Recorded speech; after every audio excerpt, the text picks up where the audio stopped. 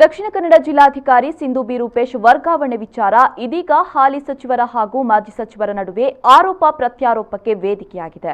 ಇನ್ನು ಮಾಜಿ ಸಚಿವ ಯುಟಿ ಖಾದರ್ ಟ್ವಿಟರ್ ಮೂಲಕ ರಾಜ್ಯ ಸರ್ಕಾರದ ವಿರುದ್ಧ ವಾಕ್ಸಮರ ನಡೆಸಿದ್ದಾರೆ. ಟ್ವೀಟ್ ಮೂಲಕವೇ ಕಿಡಿಕಾರಿದ ಖಾದರ್, ನೈತಿಕ ಪೊಲೀಸ್ಗಿರಿ ಮಾಡಿದವರಿಗೆ ಕಾನೂನು ಕ್ರಮದ ಎಚ್ಚರಿಕೆಯನ್ನ ನೀಡಲಾಗಿತ್ತು. ಆದರೆ ಎಚ್ಚರಿಕೆ ನೀಡಿದ್ದಕ್ಕೆ ಸಿಂಧು ಬಿ ರೂಪೇಶ್ ಅವರಿಗೆ ಕೊಲೆ ಬೆದರಿಕೆಯನ್ನ ಒಡ್ಡಲಾಗಿದೆ. ಸರ್ಕಾರ ಕೊಲೆ ಬೆದರಿಕೆ ಹಾಕಿದವರಿಗೆ ಶಿಕ್ಷಿಸುವ ಬದಲು ಡಿಸಿ ಅವರಿಗೆ ಶಿಕ್ಷೆಯನ್ನ ನೀಡಿದೆ. ಇಂತಹ ಪರಿಸ್ಥಿತಿಯಲ್ಲಿ ಅಧಿಕಾರಿಗಳಿಗೆ ರಾಜ್ಯ ಸರ್ಕಾರ ಧೈರ್ಯ ತುಂಬಬೇಕಿತ್ತು.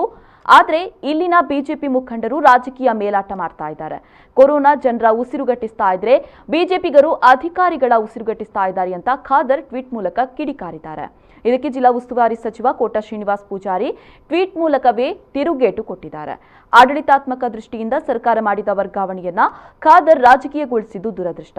ಯಾವುದೇ ಆರೋಪಿಗಳನ್ನ ರಕ್ಷಣೆ ಮಾಡಲು ಇದು ಖಾದರ್ ಕಾಲವಲ್ಲ ಅಂತ ಸಚಿವರು ತಿರುಗೇಟು ಕೊಟ್ಟಿದ್ದಾರೆ.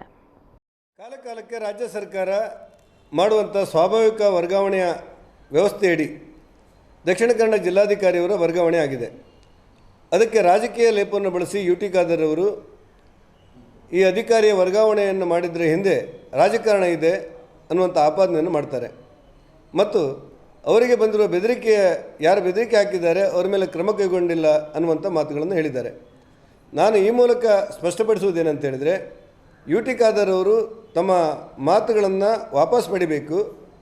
ಸ್ವಾಭಾವಿಕವಾಗಿ ರಾಜ್ಯ ಸರ್ಕಾರ ಕಾಲಕಾಲಕ್ಕೆ ಯಾವ ರೀತಿಯ ಆಡಳಿತಾತ್ಮಕವಾದ ವರ್ಗಾವಣೆ ಮಾಡಲಾಗುತ್ತೋ ಅದೇ ರೀತಿಯಲ್ಲಿ ದಕ್ಷಿಣ ಕನ್ನಡ ಜಿಲ್ಲಾಧಿಕಾರಿಯವರ ವರ್ಗಾವಣೆ ಆಗಿದೆ ಮತ್ತು ಅವರಿಗೆ ಯಾರು ಬೆದರಿಕೆ ಹಾಕಿದ್ದಾರೆ ಎನ್ನಲಾಗಿದೆ ಅವರ ಮೇಲೆ ನಮ್ಮ ಗೃಹ ಇಲಾಖೆ ಈಗಾಗಲೇ ಸ್ವಯಂ ಪ್ರೇರಿತವಾಗಿದ್ದಂಥ ಪ್ರಕರಣವನ್ನು ದಾಖಲು ಮಾಡಲಾಗಿದೆ. ದಕ್ಷಿಣ ಕನ್ನಡ ಜಿಲ್ಲೆಯಲ್ಲಿ ಯುಟಿ ಖಾದರ್ ಅವರ ಕಾಲದಲ್ಲಿ ಪೊಲೀಸರಿಗೆ ಬೆದರಿಕೆ ಆಗುವಂಥದ್ದು, ಪೊಲೀಸರ ಮೇಲೆ ಹಲ್ಲೆ ಮಾಡುವಂಥದ್ದು, ಗೂಂಡಾಗಿರಿಗಳು ಯಥೇಷ್ಟವಾಗಿ ನಡೀತಾ ಇತ್ತು. ಇವತ್ತು ಖಾದರ್ ಕಾಲ ಅಲ್ಲ ಅನ್ನೋದನ್ನು ಖಾದರನ್ನು ನೆನಪಿಸಿಕೊಳ್ಬೇಕಾದ ಅಗತ್ಯಗಳಿದೆ.